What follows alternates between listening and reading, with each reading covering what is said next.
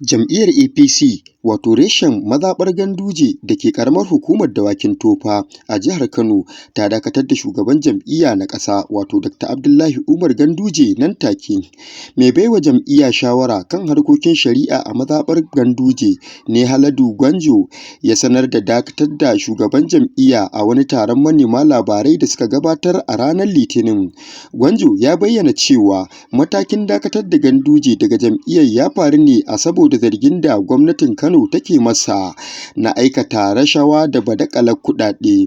A cewar mambobin jam'iyyar sun yanke shawarar dakatar da wato shugaban jam'iyyar APC na ƙasa bayan yanke ƙuri'ar yanke ƙauna da aka kaɗa wato a tsakanin membobin, shine aka samu cewa an tabbatar da gazawarsa wajen wanke sunansa daga tarihin zarge-zargen da ake yi masa.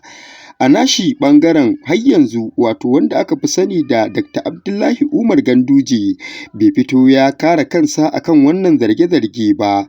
Zarge-zarge dai sun haɗa da wani bidiyo da ake ta yaɗawa a kafafen sada zumunta da muhawara na social media wanda a ciki ne ake zarginsa da badakalar cin hanci da kuma wato karɓar kuɗi a hannun 'yan kwangila. Gwanjo ya bayyana cewa matakin ya fara aiki daga yau dinnan wato 15 ga watan Fabrairu, sai dai bayanan da ke biyo baya na nuni da cewa ba a yi sallama da shugaban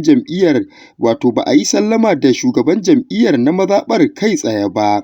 Ana dai ganin cewa jam'iyyar kwatsam ta hito ta faɗi wannan kalamai ne musamman bayan da take ganin cewa wato zarge-zarge ya yi mata yawa, wanda kuma a yanzu ba za ta iya kare kanta musamman ma akan wannan badakala da ake zargin shugaban jam'iyya da shi ba a Kano.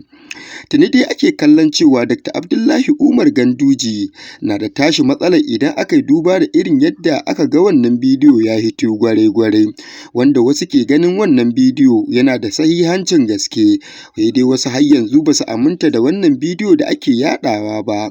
Sai dai kawo yanzu shugaban jam'iyya ko wani majibancinsa bai hito ya kare kanshi akan wannan zargi da ake gabatarwa a kan shi ba. Tuni dai ake kallon cewa lallai ko da an dakatar da shi a matakin ward, to ba lallai ba ne wannan dakatarwar tashi ta yi amfani idan aka yi duba da irin girmansa da kuma kimarsa da kuma irin kujerar da ke hannunsa musamman ma ta ƙasa, wanda a yanzu yakan iya yanke hukunci da duk wanda ba a taɓa tunani ba.